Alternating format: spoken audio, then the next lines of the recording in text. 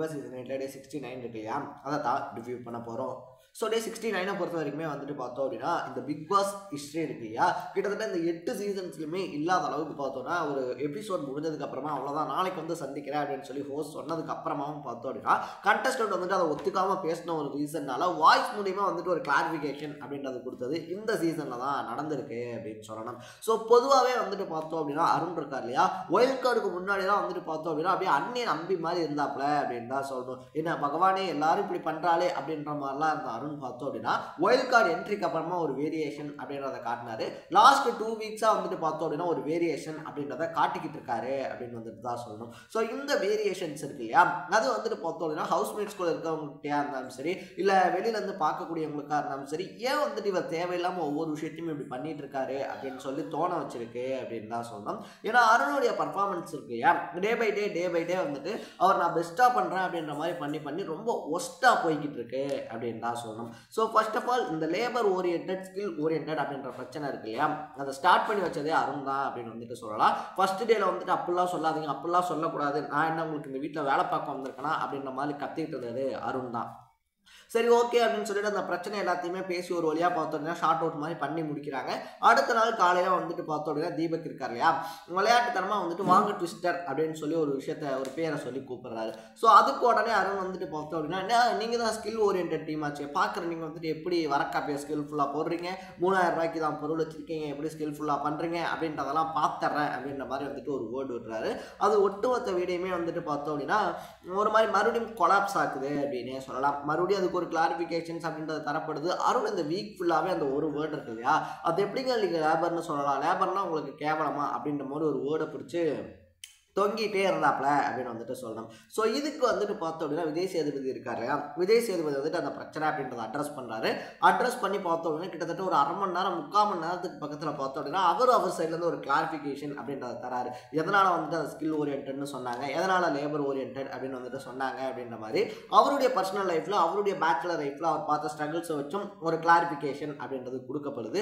But எதையுமே ஒத்துக்காத மாதிரி பார்த்தோம் அப்படின்னா பவித்ரா ஜனனி சொன்ன மாதிரி நான் பிடிச்ச முயலுக்கு 3 காலு அப்படின்ற மாதிரி நான் தப்பா சொல்லலை, இந்த வீடு தான் எனக்கு தப்பா ப்ரொடெக்ட் பண்ணுது அப்படின்னு சொல்லி அதில் விஜய் சேதுபதியுமே சேர்த்துட்டாரு அப்படின்னு வந்துட்டு தான் சொல்லுவோம். நான் வந்துட்டு லேபர்ன்ற வேர்டு இருக்கு இல்லையா, அது தப்பான வேர்டு அப்படிலாம் நான் சொல்லவே இல்லை, இவர் என்ன வந்துட்டு என்கிட்ட இப்படி கேட்டுக்கிட்டு இருக்காரு, அவர் அதை மாற்ற பார்க்குறாரு அப்படின்ற மாதிரி விஜய் சேதுபதி மேலேயும் ஒரு மாதிரி கம்ப்ளைண்ட் வச்சிருந்தாப்ல அருண் அப்படின்னு தான் சொல்லணும். ஸோ இதை வந்துட்டு விஜய் சேதுபதி கேட்டுகிட்டே இருந்து பார்த்தோம் அப்படின்னா 8 சீசன்ஸில் இல்லாத அளவுக்கு ஒரு எபிசோட் முடிஞ்சு அவ்வளோதான் நாளைக்கு பார்க்கலாம்னு சொன்னதுக்கு அப்புறமாவும் வாய்ஸ் மூலிமா வந்து அருண் கிட்ட ஒரு கிளாரிஃபிகேஷன் கொடுத்துருந்தாரு. அந்த வாய்ஸில் பார்த்தோம் அப்படின்னா ஒரு கோபம் தெரிஞ்சிருந்துச்சு அப்படின்னே சொல்லலாம். ஏன்னா அருண் வந்து மாற்றி பேசுறது இருக்கு இல்லையா, நேற்று மொத்தமாகவே அருண் கிட்ட 3 கேள்வி கேட்கப்பட்டுருச்சு. பட் அதுக்கு அருண் பார்த்தோம் அப்படின்னா 6 பதில் சொல்லியிருந்தாரு அப்படின்னு தான் சொல்கிறோம். ஃபர்ஸ்ட் ஆஃப் ஆல் வந்துட்டு பார்த்தோம் அப்படின்னா அந்த லேபர் ஓரியன்ட் ஸ்கில் ஓரியன்ட் அந்த பிரச்சனையாக இருந்தாலும் சரி, இன்னொரு பக்கத்தில் வந்துட்டு பார்த்தோம் அப்படின்னா ஜெஃப்ரி இருக்கார் இல்லையா, ஜெஃப்ரி வந்துட்டு நீங்கள் எப்படி பெஸ்ட் கேப்டனாக தேர்ந்தெடுத்தீங்க அப்படின்ற மாதிரியான விஷயங்களாக இருந்தாலும் சரி, பெஸ்ட் மேனேஜராக அப்படின்றதா இருந்தாலும் சரி, அருண் வந்துட்டு பார்த்தோம் அப்படின்னா அந்த ட்விஸ்ட் பண்ணி பேசுறது அப்படின்னு சொல்லி ஒன்று சொல்லுவாங்க இல்லையா,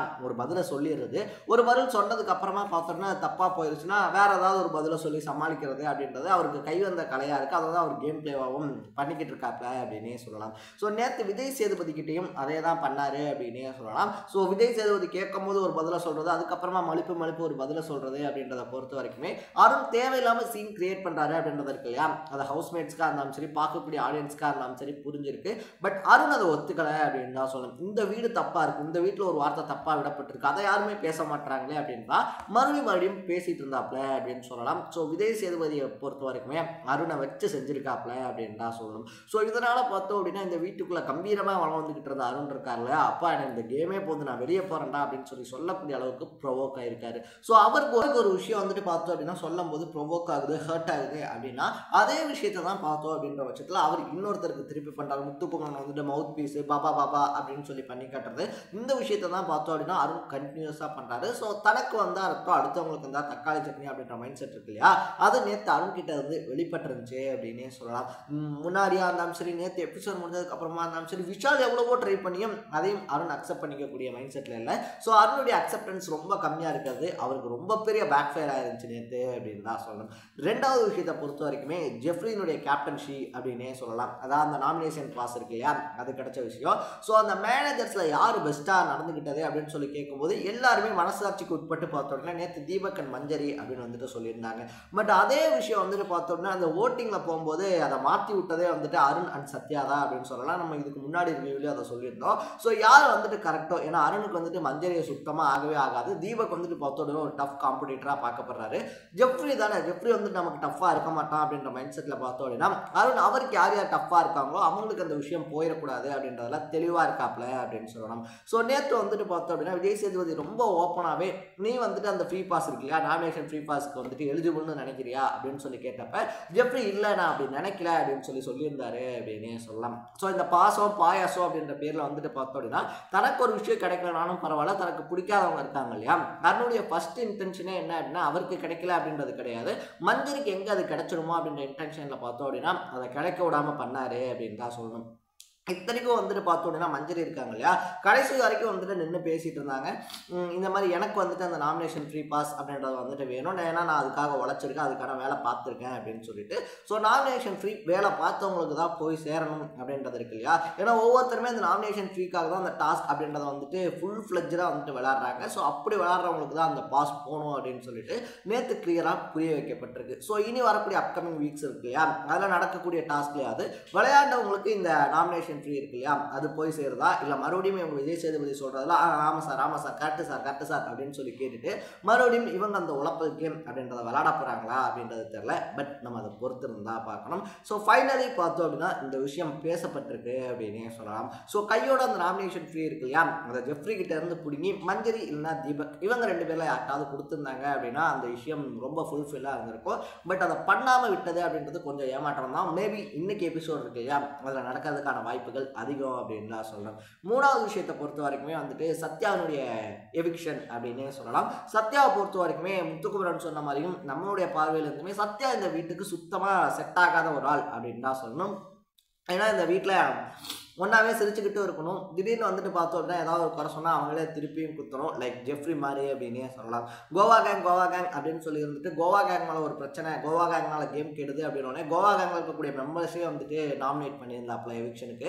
ஸோ அந்த மாதிரி தான் இந்த கேம் அப்படின்றத விளையாடணும். ஜெஃப்ரி சொன்னது தப்பு அப்படின்றதெல்லாம் கிடையாது, பண்ணது தப்பு அப்படின்றதெல்லாம் கிடையாது.